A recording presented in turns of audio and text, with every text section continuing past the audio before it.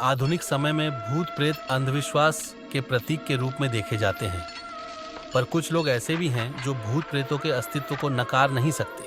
कुछ लोग पढ़े लिखे, जिन्हें भूत प्रेत पर पूरा विश्वास होता है, वे भी इन आत्माओं के अस्तित्व को नकार जाते हैं, क्योंकि उनको पता है कि अगर वे किसी से इन बातों का जिक्र किए तो सामने वाला भी, चाहे भले इन बातों को मानता हो, पर वह यही बोलेगा। पढ़े लिखे होने के बाद भी आप ये कैसी बातें कर रहे हैं? और इस प्रश्न का उत्तर देने और लोगों के सामने अपने को गंवारू समझे जाने से बचने के लिए लोग इन बातों का जिक्र करने से बचते हैं। मैं आज यहाँ 2 वृत्तांत का वर्णन करूँगा, जिसको सुनने पढ़ने के बाद आपको क्या लगता है अवश्य बताएं। खैर, मैं भी तो भूत प्रेत को नहीं मानता, पर कभी कभी कुछ ऐसी घटनाएं घट जाती हैं कि भूत प्रेत के अस्तित्व को नकारना बनावटी लगता है। बात कोई 15-16 साल पहले की है। मैं जिस जगह पर काम करता था वहीं पास में एक फ्लैट किराए पर लिया था। इस फ्लैट में मैं अकेले रहता था। हाँ, पर कभी कभी कोई मित्र संबंधी आदि भी आते रहते थे। इस फ्लैट में एक बड़ा सा हाल था और इसी हाल से संबंध एक बाथरूम और रसोई घर। एक छोटे से परिवार के लिए यह फ्लैट बहुत ही अच्छा था, और सबसे खास बात इस फ्लैट की यह थी कि यह पूरी तरह से खुला खुला था।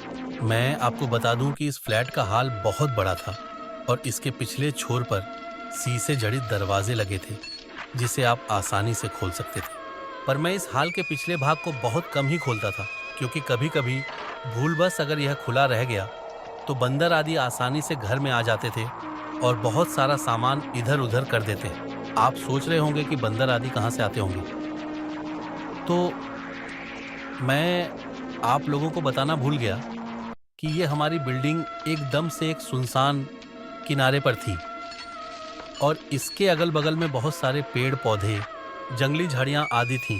अपने फ्लैट में से नीचे झांकने पर सांप आदि जानवरों के दर्शन आम बात थी। एक दिन शाम के समय मेरे गांव का ही एक लड़का, जो उसी शहर में किसी दूसरी कंपनी में काम करता था, मुझसे मिलने आया।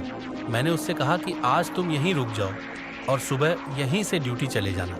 पर वह बोला कि मेरी ड्यूटी सुबह 7 बजे से होती है, इसलिए मुझे 5 बजे जगना पड़ेगा, और आप तो 7-8 बजे तक सोए रहते हैं, तो कहीं मैं भी सोया रह गया तो मेरी ड्यूटी नहीं हो पाएगी। इस पर मैंने कहा कि कोई बात नहीं, एक काम करते हैं, 4 बजे सुबह का अलार्म लगा देते हैं और तू जल्दी से जगकर अपने लिए टिफ़िन भी बना लेना। पर हाँ, एक काम करना, मुझे मत जगाना। इसके बाद वह रहने को तैयार हो गया। रात को खा पी कर लगभग 11 तक हम लोग सो गए। हम दोनों हाल में ही सोए थे। मैं खाट पर सोया था और वह लड़का लगभग मेरे से 2 मीटर की दूरी पर चटाई बिछाकर नीचे ही सोया था। एक बात और, रात को सोते समय भी मैं हाल में 0 वाट का बल्ब जलाकर रखता था। अचानक लगभग रात के 2 बजे मेरी नींद खुली। यहाँ मैं आप लोगों को बता दूं कि वास्तव में मेरी नींद खुल गई थी, पर मैं लेटे लेटे ही मेरी नज़र किचन के दरवाजे की ओर चली गई। मैं क्या देखता हूँ कि एक व्यक्ति किचन का दरवाज़ा खोलकर अंदर गया और मैं कुछ बोलूँ उससे पहले ही फिर से किचन का दरवाज़ा धीरे धीरे बंद हो गया। मुझे इसमें कोई हैरानी नहीं हुई, क्योंकि मुझे पता था कि गांव वाला लड़का ड्यूटी के लिए लेट ना हो, इस चक्कर में जल्दी जग गया होगा। बिना गांव वाले बच्चे की ओर देखे ही ये सब बातें मेरे दिमाग में उठ रही थीं। पर अरे यह क्या, फिर से अचानक किचन का दरवाज़ा खुला और उसमें से एक आदमी निकलकर बाथरूम में घुसा और फिर से बाथरूम का दरवाज़ा बंद हो गया। अब तो मुझे थोड़ा गुस्सा भी आया, और चूंकि वह गांव का लड़का रिश्ते में मेरा लड़का लगता है, इसलिए मैंने घड़ी देखी और उसके बिस्तर की ओर देखकर गाली देते हुए बोला कि बेटे, अभी तो 3 भी नहीं बजा है और तू जगकर खटर पटर शुरू कर दिया।